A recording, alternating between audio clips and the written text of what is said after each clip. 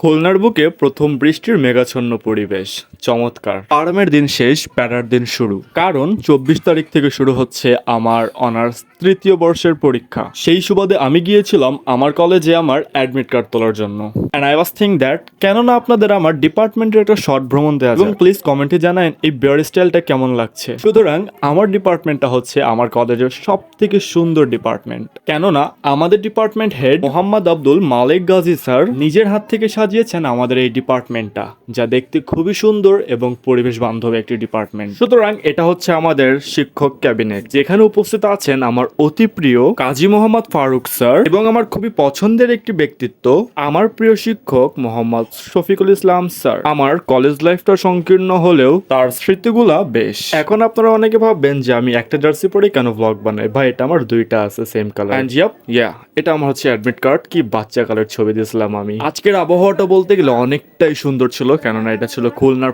প্রথম মেঘাচ্ছন্ন আবহাওয়া এই বছরের। আপনারা যারা দূরপ্রবাসে মহাসেন কলেজকে মিস করছেন তাদের জন্যই এই ব্লগটি।